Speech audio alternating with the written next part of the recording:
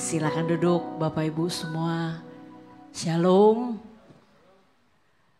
Shalom pertama selalu dijawab 20-30% saja, berlaku di semua gereja yang pernah saya datangi. Saya coba filosofi ini benar apa enggak ya? Saya ulang. Shalom Bapak Ibu. Nah, kalau yang kedua baru benar gitu. Dimanapun, mau di kota, mau di desa, mau dimanapun sama Bapak Ibu, yang Jakarta, Surabaya, dimanapun sama saja. Oke, apa kabar Bapak Ibu? Ada yang baik, ada yang luar biasa.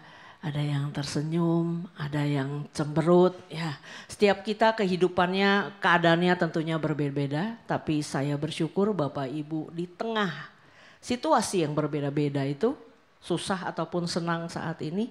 Tapi hari Minggu ini Bapak Ibu masih memutuskan untuk datang beribadah. Puji Tuhan. Saya diberi tema Bapak Ibu oleh Ibu Iren, namanya mirip sama nama saya. Saya Airin, itu namanya Ibu Iren, tapi saya tidak tahu Irennya dipanggil Iren atau Airin gitu ya. Kadang-kadang Iren dipanggilnya Airin juga soalnya. Katanya tema bulan ini, tema besar bulan ini adalah hidup di dalam kebenaran firman Tuhan. Betul nggak Pak? Betul ya? Betul. Dan karena saya adalah salah satu follower IG dari GKK, Gereja Bapak Ibu ini. Bapak Ibu udah follow IG GKK? Hah? Masa saya follow Bapak Ibu di sini tiap minggu datang enggak follow, lucu juga ya.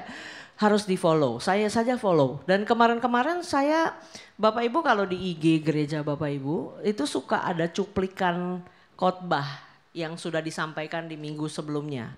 Tahu enggak? Oh, kalau follower tahu lah ya, masa nggak tahu ya. Oke, di situ ada. Jadi saya kemarin sempat ngintip. Kenapa saya ngintip? Karena saya jatuhnya minggu terakhir Bapak Ibu ya. Jatuhnya minggu terakhir daripada nanti saya ngomong terus tahu-tahu. Nah itu semua sudah disampaikan minggu 1, minggu 2, minggu 3. Jadi kayak mengulang-ulang gitu ya. Jadi saya sempat ngintip gitu salah satu. Oh oke, yang ini yang disampaikan. Dan kayaknya yang saya ambil hari ini mestinya belum kemarin-kemarin. Walaupun saya nggak dengar versi utuh di YouTube. Tapi saya dengar cuplikan-cuplikannya. Oke, sekarang sebelum mulai PPT saya ada ya? Sudah? Oke. Saya beri judul The Living Word. Word ya, bukan The Living World. Kalau The Living World ada di Alam Sutra Bapak Ibu ya. Ini bukan, Living Word ya. Perkataan yang hidup atau firman Allah yang hidup. Lalu saya tambahin kecil di sana. And a burning heart. Hati yang menyala. Membara gitu ya, cie gitu. Oke, saya boleh minta Bapak Ibu tutup mata semuanya, tutup mata, nggak boleh ngintip ya, ngintip dosa. Saya bilang nggak boleh buka mata. Oke, jangan buka dulu sebelum saya bilang boleh buka ya, Bapak Ibu. Aman-aman saja, tidak akan ada yang melakukan tindakan kriminal. Oke, sudah tutup mata. Coba dengarkan pertanyaan saya dan jawab dengan jujur. Tidak usah mereka-reka, tidak usah berbohong, tidak usah. Apa adanya saja. Oke, pertanyaan pertama. Siapa di antara Bapak Ibu yang hadir hari ini dan merasa bahwa kurang lebih dalam 1 bulan ini, let's say selama bulan Oktober ini, Bapak Ibu rasanya sudah sih hidup sesuai dengan kebenaran firman Tuhan. Misalnya nggak 100% pun rasanya mayoritas sudah 70, 80, 90 bahkan merasa sudah 100%. Ada gagal tapi tidak banyak. Ada? Yang ada boleh angkat tangan dengan mata tetap terpejam. Yang merasa sudah melakukan kebenaran firman Tuhan maybe 70, 80, 90, 100%. Oke, ini bukan masalah sombong-sombongan, rasanya aja ya Bapak Ibu, tidak ada benar, tidak ada salah. Sudah? Udah angkat tangan yang merasa, boleh tetap tangannya, saya nggak kelihatan loh. Masa nggak ada yang angkat tangan, ini nggak ada yang merasa semua? Oke baik, terima kasih, turunkan tangan, masih tetap tutup mata. Pertanyaan kedua dan pertanyaan terakhir. Berapa banyak di antara Bapak Ibu di tempat ini dengan jujur, Bapak Ibu setiap hari pasti merenungkan, membaca firman Tuhan secara khusus, bukan karena kebetulan lewat di TikTok atau di IG Bapak Ibu atau ada orang share di WA, bukan. Tapi betul-betul menghususkan waktu, mengambil waktu membaca firman Tuhan rutin setiap hari, jarang bolongnya atau tidak pernah bolong. Angkat tangan. Baik, turunkan tangan, mata boleh dibuka. Kan tidak ada yang tahu ya. Kalau nggak ngintip tadi ya Bapak Ibu, nggak ada yang ngintip? Nggak ya, oke. Tidak ada yang tahu jawabannya. Yang tahu hanya saya dan Tuhan dan orang-orang berdosa yang mengintip tadi. Itu saja. Oke, kalau dari pertanyaan tadi Bapak Ibu, ada beberapa yang merasa sudah lumayan melakukan. Tapi kalau mau jujur Bapak Ibu, Pak Gembala, Ibu Gembala, yang angkat tangan dikit Pak. Dikit, oke. Termasuk yang membaca firman setiap hari. Padahal dalam bulan ini tema gereja melakukan kebenaran firman Tuhan. Saya mau tanya Pak Bu, kalau kita tidak baca, bagaimana caranya kita melakukan? Kan gak baca. Ibu jangan ngomong sembarangan, saya hafal. Dari Kejadian sampai Wahyu saya udah hafal tahu, gak usah baca lagi. Saya pasti bisa melakukan. Apa iya? Saya rasa tidak. Kalau kita baca saja tidak, sulit kita hidup di dalam kebenaran firman Tuhan. Oke, sekarang saya tanya. Yang tadi angkat tangan ataupun tidak angkat tangan. Yang angkat tangan mungkin pernah bolong juga lah ya, mungkin pernah. Oke, kenapa tidak baca Alkitab setiap hari? Ada yang mau jawab? Ini bukan penghakiman, kita mau sama-sama belajar Bapak Ibu. Supaya tema khotbah bulan ini benar-benar jadi kejadian hidup. Jadi bukan cuma tema, tapi berubah jemaatnya. Berubah kita semua. Setuju ya? Kalau nggak buat apa bikin tema, kan gitu. Kenapa tidak baca Alkitab? Ada yang mau jawab? Hah? Why? Kok diam? Tidak ada penghakiman, tidak akan ada petir menyambar. Kenapa nggak baca Alkitab? Hah? Malas, jujur. Bagus. Saya rasa sebenarnya itu memang yang orang rasakan. Cuman orang nggak enak ngomongnya kan. Karena kayak terlalu dosa bilang malas. Ada lagi? Alasan lain? Nggak ada. Semua malas. Hah? Ngantuk. Betul Pak. Makanya banyak orang bilang kalau insomnia obat mujarab adalah baca Alkitab. Pasti tidur. Katanya gitu. Ada lagi? Ngantuk. Malas. Apa lagi? Apa? Kurang kedengaran Pak, maaf. Terganggu oleh kesibukan. Sibuk berarti begitu ya, sibuk. Oke, ada lagi? Oke. Ini, problemnya adalah beberapa. Males tadi saya nggak masukin ya, saya lupa ya ada yang malas ya. Pertama, saya sering ngobrol sama orang. Kalau dia tanya saya baca Alkitab gak, saya bilang saya baca. Nanti dia akan bilang begini. Ya lu kan suka baca gitu. Gua mah gak suka baca katanya begitu. Ada orang yang begitu, setuju? Tidak semua orang di sini suka baca. Ada orang yang gak demen baca. Oke. Saya mau bilang sama Bapak Ibu, kalau Bapak Ibu tidak suka baca, kalau alasannya benar-benar tidak suka baca, Bapak Ibu lihat di handphone Bapak Ibu. Ada aplikasi namanya Holy Bible. Dalam bahasa Inggris, dalam bahasa Indonesia. Bapak Ibu kalau tidak suka baca, dia bisa bacain buat Bapak Ibu. Ini saya lagi nyalain nih. Sebab aku percaya kepada perintah-perintahmu. Sebelum aku tertindas, aku menyimpang. Bisa cewek cowok. Bisa dengan apa drama atau nggak mau drama-drama, bacanya flat saja. Bisa, Bapak Ibu bisa pilih. Jadi kalau ditanya tentang nggak suka baca, ada solusinya. Bisa dibacain. Kalau nggak demen baca sendiri. Atau gini, saya matanya udah agak susah nih, misalnya ya Alkitab kecil. Pakai handphone, fontnya gedein. Bisa sampai gede banget kok, cuman repot aja scrollnya sering gitu ya. Tapi bisa, kalau memang alasannya tidak suka baca. Ada yang bilang tidak mengerti maksudnya. Setuju, Alkitab memang tidak selalu mudah dipahami Bapak Ibu. Kalau Bapak Ibu yang mau mulai rajin baca firman, saya tidak menyarankan Bapak Ibu baca mulai dari bilangan, ulangan, imamat. Jangan Bapak Ibu, sakit kepala, cepat nyerahnya. Bapak Ibu bisa mulai dari Matius, Markus, Lukas, Yohanes, Mazmur, Amsal, itu mudah dipahami. Tapi saya rasa semua kita mengerti, kalau kita baca sesuatu, pasti belum tentu 100% langsung paham, langsung jago, langsung ngerti semuanya. Tidak. Tapi seiring kita baca, Tuhan akan memberikan hikmat, Roh Kudus akan menuntun. Sehingga Bapak Ibu semakin hari, semakin paham. Tapi butuh waktu, butuh konsistensi. Jadinya awalnya tidak mengerti, tapi pelan-pelan pasti ngerti. Apalagi Bapak Ibu rajin ikut ibadah kayak begini, dengar firman, itu masuk kan. Nanti lama-lama begitu Bapak Ibu baca di rumah, Bapak Ibu connect tuh, nyambung. Oh ini tahu nih, pernah dikhotbahin nih, katanya begini, nyambung. Lama-lama pasti ngerti. Selanjutnya, tadi Bapak itu udah jawab, terlalu sibuk. Ini alasan yang paling banyak dipakai orang zaman ini. Jangan ngomong yang kerja, jangan ngomong yang bisnis. Ada satu pribadi, orang yang mengatakan bahwa dirinya kerja tuh gak ada jamnya. Sangat sibuk, dari melek mata sampai tutup mata selalu ada kerjaan. Siapa dia?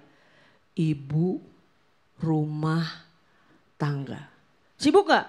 Sibuk Bapak Ibu. Apalagi kalau punya anak 2 masih kecil, urus sendiri, itu PR banget. Tapi saya mohon maaf, mau tanya sama Bapak Ibu yang katanya sibuk itu tadi. Lihat Instagram sehari berapa jam? Lihat TikTok, baca berita, lihat kurs, lihat harga emas. Berapa lama yang kita habiskan waktu kita untuk itu semua? Punya waktu. Tapi baca firman 5 menit, 10 menit, sibuk. Buat saya sebenarnya bukan sibuk, tidak mau. Saya rasa tidak ada orang yang terlalu sibuk sampai 5 menit saja baca firman tidak mau. Hidup ini soal prioritas. Kalau lu rasa penting, lu pasti bela-belain. Setuju gak Bapak Ibu? Ibu-ibu bilang, saya sibuk banget pagi, siang, sore, malam. Tapi begitu ada drakor, Bon Appetit, Your Majesty. Nonton, tahu ceritanya seru itu, masak-masak lomba. Begitu Raisa ngajuin cerai, tahu beritanya. Kok berita beginian tahu, tapi firman Tuhan enggak baca? Aneh Bapak Ibu. Buat saya, it's bukan masalah sibuk. Tapi masalah Bapak Ibu mau enggak spesialkan, luangkan waktu untuk baca. Bapak Ibu, saya ini kerja di kantor. Yang sering dengar saya ngomong kurang lebih udah tahu lah ya. Saya setiap hari bangun itu jam 5 harus bangun. Kenapa harus bangun jam 5? Karena kantor saya di Sunter, rumah saya di Tangerang.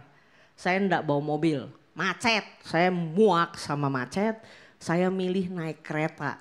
Walaupun harus berhadapan dengan wanita-wanita perkasa di kereta dan sikut-sikutan, saya lebih memilih itu. So saya harus bangun jam 5, tapi saya keburu sih baca firman. Menurut saya ya, keburu. Kalaupun kadang-kadang saya rasa belum cukup waktu atau belum satisfied, saya lanjut baca di kereta. Bisa enggak? Bisa. Asal profesional naik keretanya, bisa menjaga keseimbangan dengan baik, bisa baca di kereta. Gak ada masalah. Di kantor, pas lagi napas sebentar, lagi sempet sebentar, makan siang sebentar, luangin waktu 5 menit aja baca. Bisa enggak? Menurut saya bisa. Sore di mobil, lagi nyetir pulang, macet misalnya Bapak Ibu. Gak mau baca, kan gak bisa baca lagi nyetir. Puter yang tadi saya bilang, dibacain. Itu cuman masalah mau atau tidak. Lalu ada yang bilang gini, buat apa baca Alkitab? Nggak relate, nggak relevan, belum tentu benar. Itu kan kayak buku kuno yang pernah dibikin, yang diakui pendeta bahwa itu real. Tahu dari mana itu real? Nah Bapak Ibu, hari-hari ini ada banyak orang yang sebenarnya tidak terlalu percaya Tuhan. Tidak terlalu percaya kebenaran firman, tapi datang gereja Bapak Ibu. Banyak. Ada juga orang-orang Kristen, apalagi anak-anak muda zaman sekarang, yang gak percaya tuh kalau dibilang gini, Alkitab tuh firman Tuhan. Dia pasti gini, buktinya apa? Gitu. Apa-apa maunya bukti. Nah hari ini, siapa tahu ada di antara Bapak Ibu di sini, yang orangnya skeptis, yang orangnya pingin pembuktian. Saya bawa satu buku Bapak Ibu, enggak jualan, enggak. Saya enggak ada untung, kagak ada kenal apa-apa sama penulisnya, enggak ada. Cuman mau informasi, nih. Bapak Ibu kalau yang skeptis sama isi Alkitab, ngerasa Alkitab itu bener apa enggak, dan pengen dikupasin dengan cara yang menarik. Supaya Bapak Ibu yang penasaran dan yang pengen tahu dari mana itu Alkitab benar. Tahu dari mana penulis-penulis yang nggak ngawur, bla bla bla. Bapak Ibu boleh beli buku ini. Sekali lagi saya tidak ada untung marketing anything. Cold Case Christianity. Ini ditulis oleh Pastor G. Warner Wallace. Yang lucunya Bapak Ibu, dia ini ateis tadinya. Nah ini yang menarik. Dia ateis, dia gak percaya Yesus, dia gak percaya kekristenan, dia anti gereja-gerejaan. Beneran. Tapi dia ini seorang detektif di Illinois, Amerika. Oke, dia kerjanya adalah detektif kisah pembunuhan. Bukan kisah ya, detektif kasus pembunuhan. Dan sekali waktu dia diajak ke gereja, lalu dia punya keputusan gini. Saya jadi penasaran nih, pengen membuktikan apakah isi cerita Alkitab itu valid. Benar atau tidak, tapi dengan metode dia sebagai seorang detektif pembunuhan. Nah tuh, menarik gak? Kalau buat saya itu menarik, saya pingin tahu pola pikirnya dia. Ya, jadi kalau nanti yang tertarik silakan beli. Jadi dia akan kupas Alkitab itu benar apa enggak, lewat cara sebagaimana dia menginvestigasi kasus pembunuhan. Jadi cukup menarik, cuman tebel Bapak Ibu. Agak tebal. Jadi kalau yang gak demen baca nanti ngantuk-ngantuk gitu bacanya. Apa sih pusing pala gue gitu ya. Tapi kalau yang orangnya suka penasaran boleh beli. Karena menurut saya ini cukup menarik. Saya taruh di bawah dulu, sempit. Oke, lanjut ya Bapak Ibu. Nah sekarang saya masuk ke ceritanya saya nih. Khotbahnya hari ini. Jadi tadi belum khotbah. Dari tadi baru pembukaan ya Bapak Ibu. Oke. Kenapa saya bahas ini? Karena ada satu hal yang menarik yang saya temukan ketika mempersiapkan tema ini buat Bapak Ibu. Bapak Ibu tahu ya, kalau di perjanjian lama dulu, kan Alkitabnya bukan Alkitab kayak yang sekarang kita baca, betul ya? Waktu itu Tuhan Allah baru memberikan 10 perintah Allah kepada Musa waktu dia ke Gunung Sinai. Tahu ya itu ya. Lalu setelah Musa turun, bangsa Israel ini hidupnya kan bukan cuma ngafalin 10 tadi itu doang. Tapi mereka punya hukum Taurat atau Torah biasanya disebutnya. Kalau dalam bahasa Ibrani. Ini banyak Bapak Ibu. Bukan cuma 10. Bukan. Tapi ada berapa? 613 perintah. Atau yang suka disebut mitzvot. Isinya tuh apa? Ada banyak Bapak Ibu. Dia ada rincian, penjabaran, penerapan praktis buat kehidupan bangsa Israel. Sebenarnya kalau Bapak Ibu baca Pentatuk, yaitu Kejadian, Keluaran, Imamat, Bilangan, Ulangan, di situ semuanya isinya. Ada di sana. Isinya apa aja? Ada bahas tentang Allah, ada moral, sosial, pernikahan, harta benda, kepemilikan, soal sunat, soal imam, penyembahan berhala, penyakit kusta dan lain-lain. Dan buat saya ngebacain 613 ini kayaknya gak menarik gak sih? Setuju gak Bapak Ibu? Ngapain ya bahas masalah moral, sosial, apa segala macam. Tapi ini memang yang dipakai di sana. Bangsa Israel pegang betul ini. Dan Rasul Paulus malah pernah bilang bahwa dia tahu semua hukum ini dan dia melakukannya tanpa cacat. Itu yang Rasul Paulus pernah bilang. Jadi hukumnya ini sangat banyak. Percayalah, kita kalau suruh ngejalanin ini rasanya gak akan bisa jalanin. Kenapa Bapak Ibu? Satu, banyak ribet dan ruwet. Sementara kita kalau disuruh bilang ini jalur busway, jangan lewat ya. Lewat kita. Kita tuh susah diaturnya gitu ya. Jangan nyebrang, lampunya masih merah, masih tetap mau nyebrang. Kita ini susah diatur gitu ya. Ini 613. Bagaimana melakukannya? Tapi bangsa Israel masih dengan sangat kuat memegang Torah. Melakukan ini. Dan kenapa saya bahas ini? Karena ada satu firman Tuhan yang membuat saya bingung. Nah ini. Bapak Ibu tahu Mazmur 119. Mazmur 119 adalah adalah pasal di Alkitab yang paling apa ayo? Panjang, betul. Ayatnya ada 176. Cari deh kalau sampai paling bawah. Banyak banget. Bapak Ibu pernah baca nggak Mazmur 119? Pernah baca? Saya rasa kalau yang sering baca Alkitab sering ke gereja, ini sering banget dibahas sih.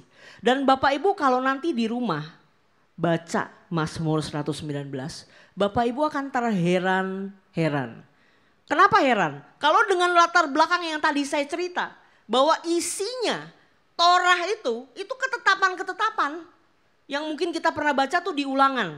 Diberkatilah kalau kamu bla bla bla bla bla bla. Terkutuklah kamu kalau kamu bla bla bla bla. Tahu ya ucapan berkat dan kutuk. Pernah dengar kan? Itu semua termasuk di Torah. Ada. Nah anehnya Mazmur 19.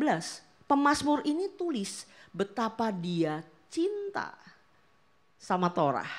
Betapa dia cinta sama ketetapan-ketetapannya Tuhan. Dan ini cukup gak masuk akal menurut saya. Kenapa? Mana ada orang suka, demen, hobi, rindu bacain peraturan. Setuju gak Bapak Ibu? Orang gak demen sama peraturan, ribet. Ngapain? Beban. Peraturan itu beban. Ngeribetin saya, ngerepotin saya. Itu pikiran kita biasanya. Kita gak demen diatur. Tapi pemazmur Bapak Ibu. Nih saya ambil contoh beberapa. Kalau baca 176 ayat kelamaan. Ntar sampai pulang ya. Jadinya saya comot beberapa Bapak Ibu. Lihat nih. Berbahagialah orang-orang yang hidupnya tidak bercela, yang hidup menurut Taurat Tuhan. Berbahagialah orang-orang yang memegang peringatan-peringatannya. Dia bilang orang yang hidupnya ikutin Taurat, yang pegang peringatannya itu bahagia. Ini kata pemazmur. Lalu di ayat 14 malah ada bilang begini, atas petunjuk peringatan-peringatanmu aku bergembira seperti atas segala harta. Ini gak make sense. Kita pikir logika Bapak Ibu. Bapak Ibu kalau lihat saldo rekening banyak bahagia. Wajar gak? Wajar. Kalau lihat banyak gak bahagia ada yang salah dengan kita gitu kan. Kita lihat rekening banyak bahagia pasti. Tapi ini dia bilang atas petunjuk peringatanmu aku bergembira seperti atas harta. Agak gak masuk akal ya. Jadi kalau modelnya kayak gini nih, datang kemari ke gereja, begitu dengar firman Tuhan disampaikan, dia excited banget, dia happy banget seperti dapat duit. Enggak yang gini, cepetan kayak khotbahnya lama banget sih, udah lapar nih mau makan bubur gitu. Enggak gitu Bapak Ibu, dia semangat banget. Aku bergembira. Lanjut tuh ayat 20 malah bilang begini. Hancur jiwaku karena rindu kepada hukum-hukummu setiap waktu. Bapak Ibu itu 613 perintah dirindukan. Ini ngapain sih ini pemazmur ini waras apa tidak gitu loh. Dia rindu sama hukum-hukumnya setiap waktu. Lalu ayat 35. Biarlah aku hidup menurut petunjuk perintah-perintahmu sebab aku menyukainya. Dia suka loh. Ini benar-benar sih, saya ini berusaha membuat supaya Bapak Ibu bisa paham maksud saya. Kenapa kok dia demen, aneh, ini gak masuk akal. Terus dia bilang begini, nah ini yang lebih aneh lagi. Bahwa aku tertindas itu baik bagiku. Gak apa-apa tertindas, baik. Supaya aku belajar ketetapan-ketetapanmu. Dia menderita gak apa-apa, tertindas gak apa-apa. Asal dia bisa belajar ketetapan-ketetapan Tuhan. Jarang orang begini. Terus dia bilang begini, Taurat yang kau sampaikan adalah baik bagiku lebih daripada ribuan keping emas dan perak. Saya mau tanya sama Bapak Ibu, kalau hari ini ada pilihan, datang ke GKK, ibadah kayak gini, atau pergi ke gedung Antam, nanti di sono dikasih Antam 10 kilo gratis, pilih mana? Nah kan? Pilih Antam ya Pak ya. Ibadah mah bisa online. Ya gak? Minggu depan masih ada ibadah. Ngapain gue bela-belain ribet pisan ya. Betul? Atau nanti kalau sampai merasa berdosa banget sorenya cari gereja yang ada ibadah sore lah. Saya mendingan iyalah emas mahal loh. Ya kan Bapak Ibu yang nyimpenin emas sekarang lagi banyak ketawa-ketawa sendiri betul. Lagi happy ngitung tiap hari. Yeay hari ini jadi segini. Yeay hari ini jadi segini. Begitu. Tapi ini dia bilang apa? Dia lebih seneng loh sama Taurat. Baik buat saya. Lebih daripada ribuan keping emas perak. Waduh ini gak masuk akal. Bapak Ibu. Mazmur 19. Kenapa saya dari tadi nyebutnya pemazmur? Karena dia gak pernah tulis Mazmur Daud. Tapi. Kalau dari hasil analisa. Cara penulisan bla bla bla bla bla bla. Kemungkinan besar yang nulis Daud. Dari cara dia ngomong dan segala macam kemungkinan besar Daud. Tapi memang tidak ditulis Mazmur Daud. Bapak Ibu tahu Daud tuh pernah bilang gini. Sehari berapa kali dia memuji Tuhan? Masih ingat firmannya? 7 kali. Daud itu adalah seorang pribadi yang deket banget sama Tuhan, Allah. Next ya. Nih. Kenapa? Yang pertama, kenapa dia begitu cinta, penting banget, lebih daripada emas, dirindukan, bla bla bla. Satu, pemazmur tuh tahu betul pentingnya mengerti ketetapan dan perintah Allah. Dia tahu betul ini penting. Makanya dia bilang orang yang tahu perintah Allah, ketetapan Allah lalu lakukan, itu orang bahagia. Kata dia. Karena dia sudah mengalami bahwa ketika dia mengikuti, memperhatikan ketetapannya Tuhan, itu baik buat dia. Makanya dia bisa bilang itu lebih penting daripada emas menurut dia. Kenapa? Karena dia tahu betul pentingnya. Bapak Ibu, di dunia yang kayak begini, kalau kita tidak pernah baca firman, hidup kita pasti kacau. Saya sempat dengar khotbahnya Bu Sutini yang bilang bahwa standar moral terbaik itu firman Tuhan. Betul ya Bu? Walaupun saya cuma dengar secuplik. Bapak Ibu, kalau Bapak Ibu enggak pernah baca firman, kita akan ikutin prinsip dunia ini. Percaya deh. Sering nonton Instagram, TikTok, bla bla bla segala macam itu. Kita akan punya prinsip bukan prinsip firman. Kita akan punya prinsip dunia. Pasti itu. Kenapa? Karena dunia jauh lebih menarik. Munculnya tuh lebih menarik. Contoh sederhana aja. Saya tidak sedang menyinggung siapapun. Karena kadang-kadang orang gereja pun suka begini. Contoh, kita orang gereja pun sering bilang begini. I will follow my heart. Ya kan? Atau orang sedang bimbang nih. Lalu kita beri nasihat kepada dia sebagai sesama teman dan orang Kristen. Kita bilang begini. Just follow your heart. Saya mau tanya. Itu di dunia sering orang ngomong. Follow your heart. Ada di Alkitab gak? Gak ada Bapak Ibu. No. Yesus bilangnya follow me. So we should follow Jesus. Not follow our heart. Kenapa kita gak boleh follow our heart? Karena firman Tuhan bilang hati kita itu licik. Cari itu ayatnya. Ada. Licik diikutin. Kalau kita tidak pernah baca firman, kita akan bilang yes, I will follow my heart. Ngawur. Nggak sesuai firman Bapak Ibu. Standar moral terbaik. Standar kebenaran yang paling benar. Firman. Bapak Ibu mau ikut pendapat pendapat quotes whatever terserah boleh.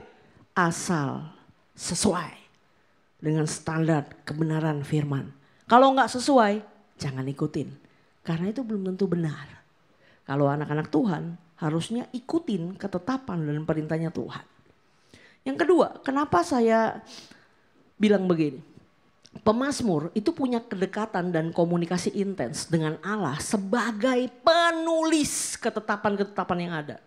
613 ketetapan yang sering Daud atau pemazmur baca itu memang dari Allah kepada Musa. Sehingga memang jelas itu. Ini suara Tuhan, ini ketetapan Tuhan. Mereka meyakini betul ini memang suara Tuhan loh. Jadi mereka gak main-main. Makanya sampai hari ini pun ada yang masih memegang teguh semua ini. Dia ini punya kedekatan dan komunikasi intens. Kalau Bapak Ibu gak percaya dan ngerasa saya ngada-ngada, baca di rumah. Mazmur 119 sangat menunjukkan betapa dia deket. Dia bilang Tuhan jangan sampai nanti aku malu, bla bla bla. Dia ada kesal apapun dia ngomong. Orang yang bisa ngungkapin semua ini berarti dekat. Kalau nggak dekat nggak jujur begini. Betul. Saya tadi mau nyuruh Bapak Ibu jujur aja saya suruh tutup mata. Kenapa? Kesungkan sama kiri kanan. Belum tentu kenal, belum tentu dekat. Ngapain lu tahu-tahu gue baca Alkitab apa kagak ada urusan apa sama lu gitu. Tapi kalau kita dekat, kita bisa ngomong apa adanya. Gue ngerasanya sih begini loh gitu. Pemazmur punya kedekatan. Dan yang terakhir, pemazmur itu bukan mencintai aturannya sebenarnya. Mana ada sih orang demen aturan doang.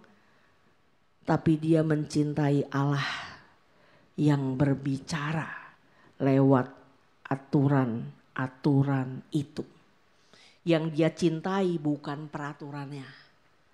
Yang dia cintai pribadi yang nulis peraturan. Siapa itu?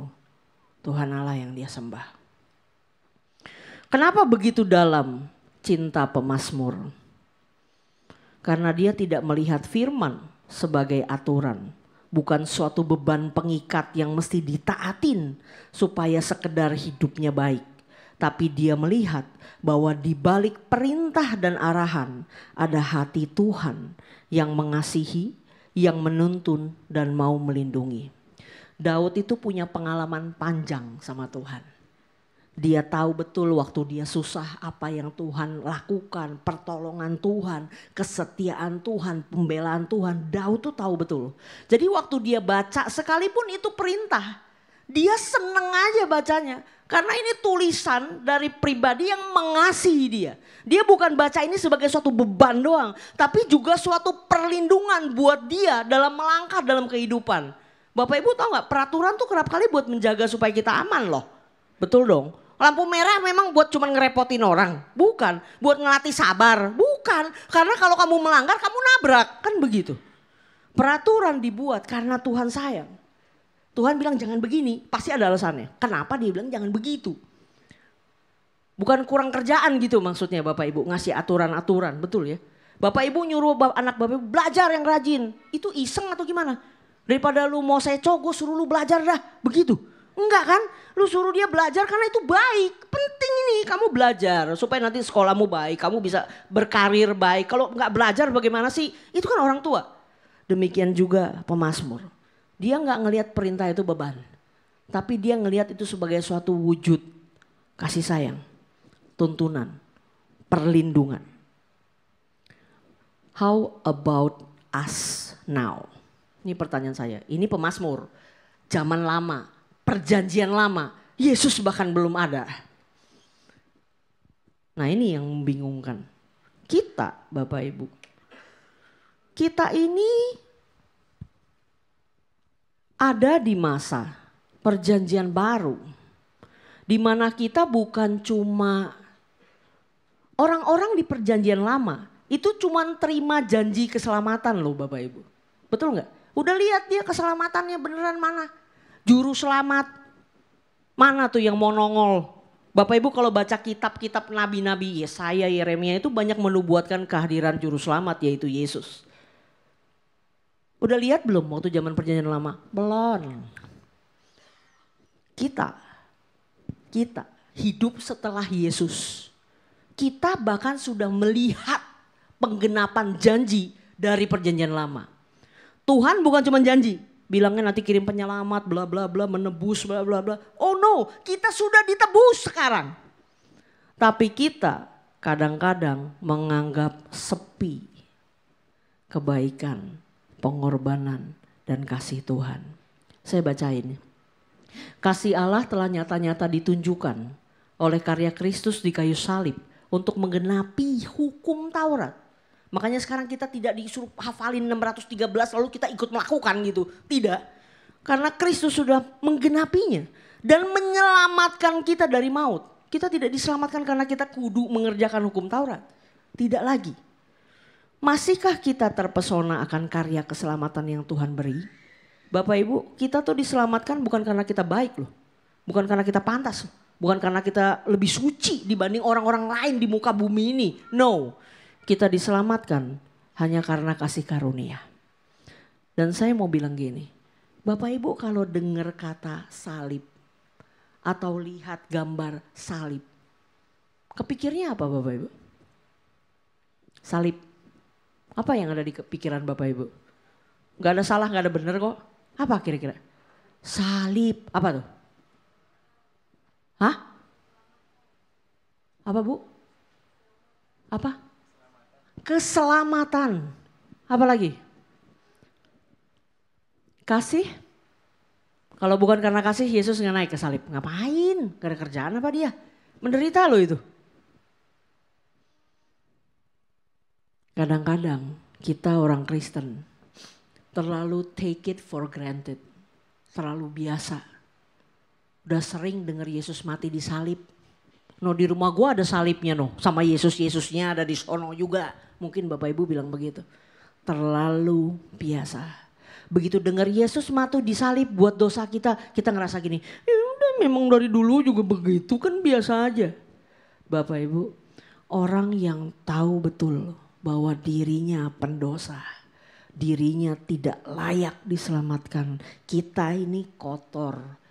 Firman Tuhan bahkan bilang gini, walaupun kita merasa kita baik, Kebaikan kita itu kayak kain kotor di hadapan Tuhan. Itu firman. Kalau kita sadar betapa kotornya kita, betapa kita seharusnya binasa. Seharusnya walaupun kita sudah kebaktian 10 tahun, setiap kali kita mengingat bahwa kita diselamatkan karena anugerah, itu seharusnya kena ke hati kita. Tapi sering kali orang Kristen terlalu terbiasa. Paskah dengar salib, dengar Injil, ya, sedih sebentar pulang biasa lagi. Padahal kalau kita merenungkan kasihnya setiap hari, seharusnya kita masih terus terpesona sama kasih Kristus.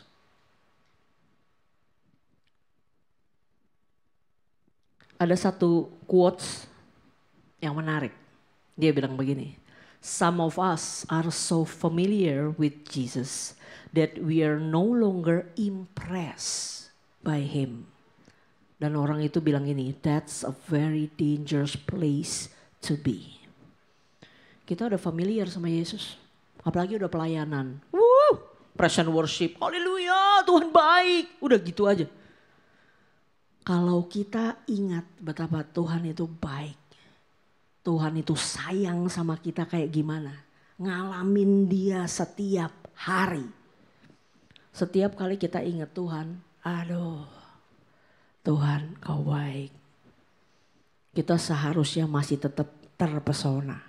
Dan ini kaitannya sama yang dari tadi panjang lebar saya bahas mengenai firman Tuhan. Ada tulisan kecil di bawah. Ketika kita masih terpesona akan kasihnya, maka mencari isi hati dan kehendaknya adalah sebuah kerinduan. Bukan sekedar kewajiban atau ketaatan mekanis. Bapak Ibu, sorry ya saya agak panjang. Tapi saya berdoa hari ini Bapak Ibu bukan cuma dengar firman pulang lupa. Saya rindu ada perubahan hati. Gereja hari-hari ini kerap kali isinya adalah anak-anak sulung. Bapak Ibu tahu kisah anak sulung dan anak bungsu? Kita selalu terfokus sama kisah si bungsu. Saya minta pemain musik boleh standby, pemain keyboard boleh iringi saya. Saya ulang, kisah anak yang hilang. Tahu itu ya? Anak yang minta harta lalu pergi memfoya-foyakan hartanya. Begitu udah susah, miskin, setengah mati, pulang kan. Cari bapaknya kan. Dia pikir dia mau minta makan lah sama bapaknya. Kerja sama bapaknya, tak apa. Kenapa? Karena sudah susah. Dan fokus kita adalah anak yang hilang. Kenapa? Ini yang, ya kan ini anak yang hilang kan. Pergi lalu balik lagi. Bapak Ibu, saya mau kasih tahu Bapak Ibu hari-hari ini. Yang hilang bukan satu anak Bapak Ibu. Berapa yang hilang anaknya? 2. Kenapa? Karena yang di rumah, yang sulung, itu hilang juga. Kenapa saya bilang begitu? Bapak Ibu bayangin, kisah anak yang hilang, itu Yesus bukan ngomong di tengah orang-orang pemabuk. Oh bukan, dia nggak bilang nih, woi para pemabuk, ada orang hilang, lalu Bapak cari anak hilang itu. Oh no, kisah anak yang hilang, Bapak Ibu baca firman. Itu diceritakan di depan ahli-ahli Farisi dan ahli-ahli Taurat. Yesus tuh bukan nyasar anak hilangnya. Yesus sasar anak sulungnya. Siapa itu? Ahli-ahli Farisi, ahli-ahli Taurat, dan maaf hari-hari ini saudara dan saya. Kenapa saya bilang begitu? Karena kita suka lupa bahwa keselamatan itu anugerah besar yang kita terima. Yang kita kerjakan apa? Saya udah rajin ke gereja loh. Saya rajin baca Alkitab. Saya persembahan banyak. Saya rajin persepuluhan. Saya rajin doa puasa.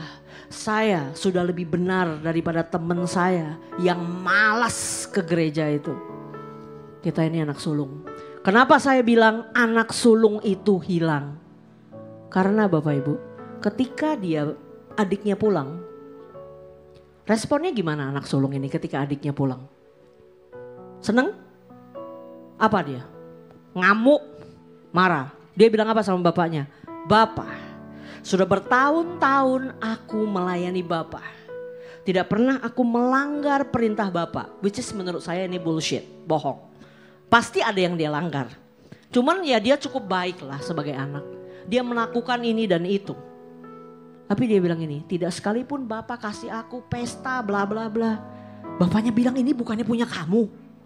Bapak Ibu, kalau anak ini selama ini baik karena dia sayang sama bapaknya, cinta sama bapaknya, maka ketika adiknya hilang, anak hilang satu sedih gak Bapak Ibu? Atau Bapak Ibu yang punya anak dua kalau hilang satu gak apa-apa kan masih ada satu lagi. Begitu gak pikirannya? Enggak dong. Anak hilang ada dua, hilang satu sakit hatimu. Kalau dia pergi, rusak hidupnya. Lalu Bapak Ibu ini ngarepin dia pulang, tapi dia tidak pulang. Suatu hari dia pulang. Harusnya kokonya gimana? Marah-marah. Pulang lu, ngapain lu pulang? Itu berarti dia gak care. Harusnya gimana? Dia ikut senang ketika adiknya pulang. Karena adiknya yang dinantikan bapaknya selama ini. Kalau dia tidak happy, artinya waktu dia kerja buat bapaknya, dia kerja sebenarnya untuk kepentingan dirinya sendiri. Karena suatu hari harta bapaknya juga jatuh ke dia kok. Bapak Ibu, jangan jadi anak sulung. Anak sulung kadang-kadang lebih berbahaya loh daripada anak bungsu. Tahu kenapa? Karena anak bungsu sadar dirinya hilang. Anak bungsu itu hidup suka-suka, dia sadar dia gak menyukai hati Tuhan dan Tuhan gak happy dan dia ngawur, dia sadar. Tapi anak sulung tidak pernah sadar bahwa dirinya sebenarnya hilang. Kenapa? Dia merasa dia benar, dia baik, dia sudah suci, dia sudah kudus, dia sudah pelayanan. Padahal jauh dari hatinya Bapa. Yang Tuhan inginkan bukan anak taat mekanis. Yang Tuhan inginkan burning heart. Hati yang membara penuh cinta. Bapak Ibu, kalau Bapak Ibu sadar bahwa kita ini betul-betul produk kasih karunia aja. Tidak ada seorang pun yang lebih benar satu dengan yang lain, termasuk saya. Kita ini orang jahat. Kita suka mikirin orang lain yang enggak. Berapa banyak kali kita mudah marah. Kita tersinggung, kita kesel. Kenapa sih tuh orang begitu? Dan sebagainya. Merasa diri lebih baik dari orang lain aja udah salah. Kita ini gak benar, tapi kita dibenarkan. Kita ini gak layak, tapi kita dilayakkan. Kita gak pantas diterima dan dikasihi, tapi kita diterima dan dikasihi. Karena kasih Tuhan besar. Nikmatin terus kasih Tuhan, sadari betul hal itu. Kalau Bapak Ibu masih terpesona sama Tuhan, baca Alkitab udah pasti. Kenapa? Karena Bapak Ibu cinta sama yang nulis. Bapak Ibu kalau punya anak, anaknya pergi ke luar negeri. Tidak bisa sering lihat, physically tidak kelihatan ada. Kalau dia chat, seneng gak? Kalau dia bilang, "Mah, aku kemarin ketemu teman baru loh. Dia kayak gini. Seneng gak bacanya? Seneng lah. Karena kamu cinta sama yang nulis. Penting gak penting? Walaupun ujungnya, "Mah boleh minta duit." Gitu ya. Still. Karena kamu cinta sama yang nulis. Bapak Ibu, cek hatimu. Cintakah kamu sama Tuhan? Masih ada burning heart? Kalau ada, baca firman. Kamu akan temukan banyak di sana. Kamu akan baca itu sebagai itu kisah cinta. Tapi kalau kita sedang kering hatinya, saya berdoa biar Tuhan menjamah hatimu. Dan hatimu menyala kembali dengan penuh cinta sama Tuhan. Kita berdoa.